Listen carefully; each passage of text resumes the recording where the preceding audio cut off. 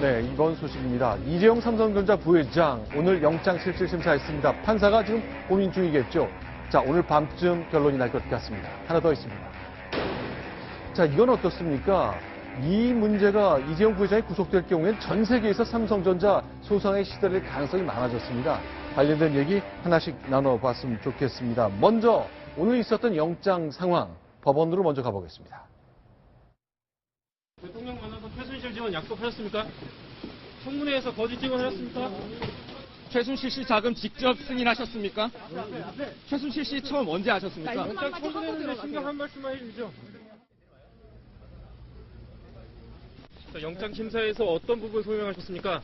특검 수사 결과 전부 부인하는 뜻인가요? 대통령께 지원 약속하셨습니까? 저희들이 계속 질문합니다만 이재용 부회장 달리 말을 내놓지 않았습니다. 네, 김태현 변호사님, 4시간 동안 영장 실질심사했는데 예. 이거는 어떻습니까? 평균적인 것보다. 그 사건의 경중에 따라서 시간은 사실은 천차만별인데 저는 사실은 오늘 영장실질심사 자체가 아마 한 저녁 이 시간까지 계속 될 거고 네. 영장을 발부하면 내일 새벽쯤 결정될 거라고 처음에 전망을 했는데 네. 제 그 예상보다는 굉장히 이례적으로 4시간이라고 하면 저는 빨리 끝났다고 봅니다. 아. 여러 가지 이유가 네. 있을 텐데 네. 이미 사실 이 사건에 대해서 무엇이 쟁점이고 특검은 어떻게 주장하고 어떤 증거를 가지고 있고 그리고 삼성 측은 어떻게 반박을 하고 있는지 대부분 아마 많은 언론을 통해서 보도가 됐기 때문에 이 조희연 연장 정당 부장판사도 이 사건의 쟁점에 대해서는 어느 정도 미리 파악을 하고 있었을 겁니다. 그렇기 때문에 사건의 어떤 경중이라든지 양에 비해서 4시간, 전이 4시간이 굉장히 좀 짧은 실질 심사 시간이 아니었나 저는 그렇게 보고 있습니다. 자, 그런데 이건 어떻습니까? 구속 예상할 수 있습니까? 글쎄요, 뭐 이제 오늘 밤이나 내일 새벽까지 이제 결론이 나올 텐데, 늦어도 내일 새벽은 나올 텐데요. 저는 사실 조심스럽게 전망을 해보자고 하면 영장이 아마 기각될 거다. 저는 발부가 어렵다고 개인적으로 보고 있습니다. 자, 그러니까 왜 그런 거죠? 이유가 있을 여러 것 가지 이유가 같은데요. 있는데 일단 뭐 영장 발부하려면 지금 뭐 도주 우려가 있어야 되는데 도주 우려 뭐 당연히 없는 거고요. 이재용 부회장 어디 도망가겠습니까? 문제는 증거인멸인데 이게 사실은 나름대로 지금 특검이 수사를 다 했고 삼성에 대한 압수수색이 충분히 있었기 때문에 뭐 이재용 부회장을 부인하고 있다고 해서 더 이상 뭐 증거인멸할 우려가 있다. 저는 이렇게 보지는 않습니다. 그러니까 가장 중요한 건 이제 범죄 혐의를 특검이 얼마나 소명할 수 있냐는 건데 이게 쉽지가 않은 거죠. 이게 왜 그러냐면요. 만약에 박근혜 대통령한테 직접 돈이 단 100만 원이라도 갔다라고 하게 되면 그러면 뇌물죄가 인정이 되고 구속이 될 겁니다. 네. 근데 문제는 대통령이 돈을 받는 게 없습니다. 네. 결국 K재단, 미르재단이랑 제3자로 들어갔기 때문에 제3자 뇌물공여 얘기를 하는데 여기서 이제 부정한 청탁 얘기가 나오지 않습니까? 근데 네. 과연 이재용 부회장이 대통령 찾아가서 대통령님 국민연금 한 번만 움직여서 저희 밀어주세요. 이렇게 청탁을 했다는 걸 검찰이 입증 가능하겠냐는 게 하나 있고요. 네. 독일로 간 돈에 대해서 뭐 뇌물죄 적용하면서 최순실과 박근혜 대통령의 경제공동체 얘기를 하는데 이 또한 입증이 만만치가 않습니다. 더군다나 실질적인 이득을 받았다고 하는 박근혜 대통령의 조사 없이 그 부분을 입증한다는 게 저는 어려워 보이기 때문에 그래서 범죄 소명에 안 돼서 영장이 저는 기각될 거라고 봅니다. 하지만 저는 좀 생각이 다른데요. 네. 제 생각으로는 이재용 삼성 부회장에 대한 구속영장은 네. 발부될 가능성이 더 크지 않겠나. 네. 물론 바람직하지 않다라는 의견도 많습니다만 저는 3가지 이유를 들어서 구속영장이 발부될 가능성이 높다 이렇게 보고 있습니다. 그 첫 번째는요. 특검에서 밝힌 것처럼 이재용 부회장을 구속하는 것이 정의다라는 특검의 정의론이 사회 전반적으로 굉장히 큰 호응을 얻고 있다는 점을 무시할 수 없다는 겁니다. 물론 법의 잣대로 판단을 해야 되는 게 법원의 중요한 과제이겠습니다만 네. 이런 현실적인 여론을 외면할 수 없다는 게 첫 번째고요. 두 번째로는요. 증거인멸의 가능성도 배제할 수가 없다는 겁니다. 특검이 영장에 적시를 네. 했던 것처럼 청문회 나와서 다른 말을 했었다. 네. 이렇게 보고 있기 때문에 증거인멸 가능성도 배제할 수가 없는 겁니다. 그리고 마지막으로는 430억이라는 거액, 돈이 아예 넘어가지 않았다가 아니라 분명히 430억이라는 아주 큰 돈이 최순실 쪽으로 넘어갔다. 이런 부정할 수 없는 사실관계가 드러나 있기 때문에 이재용 삼성 부회장에 대한 구속영장 발부 가능성이 높지 않나 이렇게 생각을 합니다. 자, 그럼 이제 동아일보 경제부의 이건혁 기자 나오셨는데 관련된 금융 얘기를 좀 나눠봤으면 좋겠습니다. 그러니까 자, 삼성물산과 제일모직 합병하는 과정에 있었던 다양한 숫자들이 나오는데요. 실제로 이 장면 과연 합병하는 과정에 국민연금에서 도움을 받았는지, 그래서 대통령한테 부탁을 한 것인지, 그래서 뇌물인 것인지 청문회 때도 이것이 중요한 쟁점이 됐었습니다. 여당 의원이 묻고 이재용 부회장이 답하는 장면입니다. 법원에서조차도 합병 과정에서 의도적인 삼성물산의 주가를 하락시키는 정황이 있었다는 것을 인정을 한 겁니다. 정확하게 주당 9,368원의 차이를 가지고 계산을 한다면은 국민연금에서 손해를 봤다 이런 기록이 나옵니다. 대한민국 국민들의 노후를 위해서 한 푼 두 푼 모은 그 돈을 관리하는 그런 기관 아닙니까? 일단 저희가 이런 일에 연루돼서 어떻게 사죄의 말씀을 드려야 될지 모르겠습니다. 환골탈태해서 새로운 모습을 보여드리려고 노력하겠습니다. 자, 이건영 기자 좀 간략히 설명해 주십시오. 삼성물산과 제일모직이 합병했잖아요. 어떤 일이 있었길래 이런 일이 논쟁이 되고 있는 겁니까? 네, 2015년 이제 7월에 있었던 그 당시 상황을 돌아가면요. 네. 보시면은 이제 제일모직 같은 경우는 국민연금이 0.54%, 5%. 5.04%, 네. 그리고 삼성일가가 42.17%로 제일 많은 지분을 갖고 있었고요. 네. 삼성물산, 옛날 삼성물산은 국민연금이 11.61%를 갖고 있었고 최대 주주였습니다. 네. 그리고 삼성일가는 1.42%, 지배력이 매우 약했죠. 네. 이 두 회사가 제일모직 한 주에 삼성물산 0.35주 이렇게 합병을 하면서 두 회사가 이제 합치게 됩니다. 자, 그러니까 제일모직은 삼성일가의 지분이 굉장히 많았고 삼성물산은 없었는데 문제는 삼성물산이 삼성전자를 컨트롤하는 회사라는 데 시작되는 거죠. 맞습니다. 당시 이제 삼성물산이 갖고 있는 이제 4.1% 이 지분을 이제 삼성전자 부회장을 비롯한 삼성일가가 이제 컨트롤하기 위해서 이 회사를 합병을 했다라는 이제 이야기가 당시 이제 돌았었고요. 근데 문제는 이제 합병 비율인데 얼마나 좋은 회사인지 아닌지 이거를 비용할 때 싼 회사를 비싸게 쳐주고 비싼 회사를 싸게 주면 이것 때문에 좀 문제가 되고 있는 건데 실제 그런 얘기가 맞습니까? 아니면 다른 주장도 가능한 겁니까?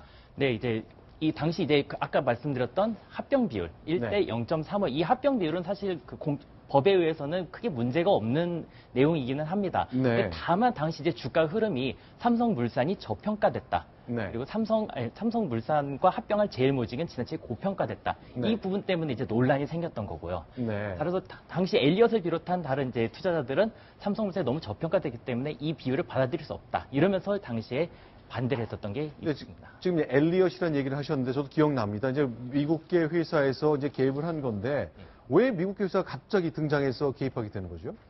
당시 이제 2년 전에 이 엘리엇이라는 것은 이제 어떤 행동주의 헤지펀드라는 거고 네. 기업의 경영권 또는 지배구조가 약한 회사들을 공격을 해가지고 네. 주가를 올린 다음에 차익을 챙겨서 나가는 그런 이제 펀드의 일종으로 이제 알려져 있습니다. 이 사람은 이제 폴 싱어라는 엘리엇의 이제 창립자인데요. 네, 화면에 보이는 이 사람인데요. 자, 그러니까 이 사람이 이제 삼성물산과 제일모직이 합병하는 걸 보고 저기에 거액을 투자했다가 논쟁을 일으켜서 주가가 뛸 때 팔고 나가겠다 이런 주장을 폈던 사람인 거잖아요. 맞습니다.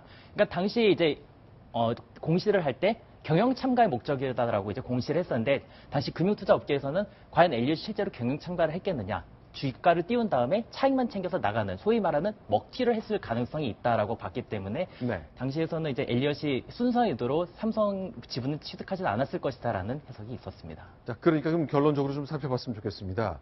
자, 일단은 주가 조작이라고는 말할 수 없고 주가가 조금 달랐을 시점에 합병 비율을 정하는 과정에 과연 논란이 좀 있었을 때 국민연금이 결국 승인을 해준 거잖아요. 이 과정에 대통령이 어떤 힘을 발휘했는지 삼성이 뇌물을 이것 때문에 줬는지에 대한 판단을 해야 되는 건데 글쎄 어떻습니까? 지금 이제 논란이 되는 거는 삼성물산, 그러니까 삼성그룹이 어떤 대가, 네. 이 뇌물의 대가로서 삼성물산과 제일모직 합병을 받아냈다는 건데 이 부분을 과연 이제 연결이 어떻게 되느냐 이제 법적으로 따져갈 문제라서 네. 이제 판단하기가 쉽지는 않은 부분이기는 합니다. 다만 이제 금융투자 업계에서는 어떻게 이야기를 하느냐.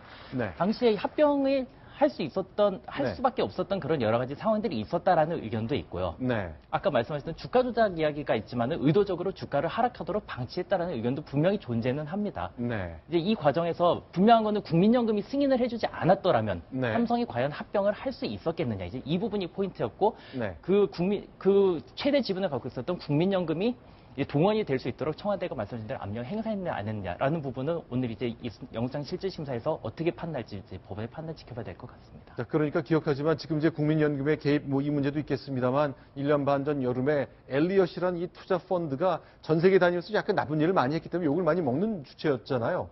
자, 박근혜 대통령도 얼마 전에 기자들을 만났을 때요. 아니 생각해 보십시오. 국민연금 결정도 결정이지만 외국계 자본이 대한민국의 대표 기업을 좌지우지하는 것 관련해서 여론이 다 이거 안 된다 했던 것도 사실 아닙니까? 이렇게 말하는데요. 실제 이렇게 표현했습니다. 들어보겠습니다. 헤지펀드의 공격을 우리나라의 대표적인 그 기업이 공격을 받아서 이런 게 뭐 무산된다든지 국가적으로 경제적으로 큰 손해라는 생각을 국민들도 관심을 갖고 지켜보고 있었고 국민연금이 대처하면 좋겠다 하는 생각을 갖고 있었고 또 당연히 뭐 국민연금이나 이런 데서는 챙기고 있었겠죠. 그래서 거기에 어떤 결정이 내리든 간에 국가의 올바른 그 정책 판단이다. 배순간 기자 나오셨습니다. 이제 어떻습니까? 대통령 저렇게 설명해서 어쩔 수 없는 여론이 있었다는 걸 강조하고 있는 것 같네요. 아무래도 이게 뇌물죄하고 바로 연결이 되기 때문에 네. 지금 검찰에서는 여러 가지 기존에 나왔던 얘기들이 이제 네. 공무상 비밀 누설이라든가 네. 직권남용 이런 얘기는 있었지만 뇌물죄는 아직까지 검찰에서는 네. 얘기를 하고 있지 않은데 네. 이번에 사실은 오늘 되게 중요한 이재용 삼성전자 부회장의 구속 여부 이제 실제 이제 구속 심사를 이제 하는데 영장 심사를 하는데요. 네. 여기에 따라 가지고 결국에는 여기서 만약에 구속영장이 발부가 되면 이거는 법원에서도 어느 정도 그건 수뢰 혐의를 갖다가 인정하는 그래서 수사는 박근혜 대통령을 하고 네. 있는데 수사는 상당히 속도를 내는 그런 상황이 되는 거고 박근혜 대통령 입장에서는 저렇게 얘기를 할 수밖에 없는 상황이겠죠. 네. 본인에게 화살이 들어오기 때문에. 네.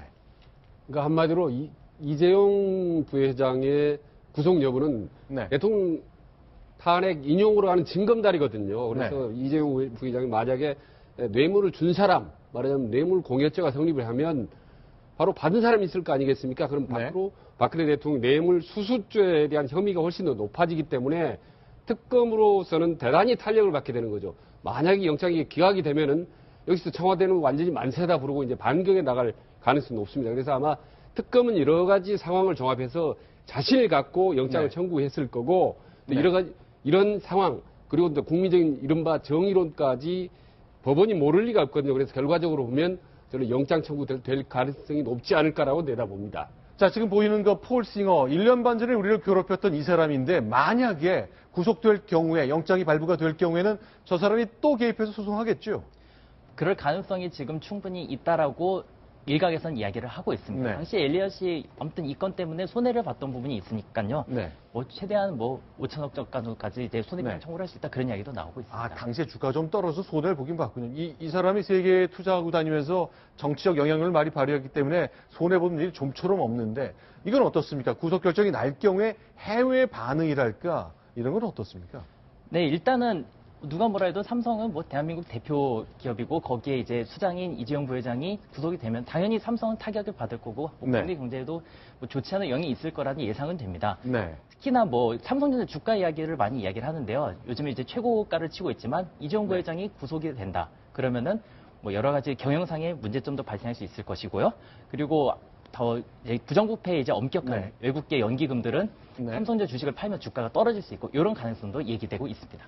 알겠습니다. 이제 법원이 고민을 계속할 겁니다. 오늘 자정 무렵이나 더 넘어가서 여부가 결정이 될 텐데 한국민들뿐만 아니라 글로벌 기업들, 국제 시장이 삼성전자 부회장의 구속 여부 거기에 온갖 초점을 맞추고 있다는 것까지 정리해봤습니다.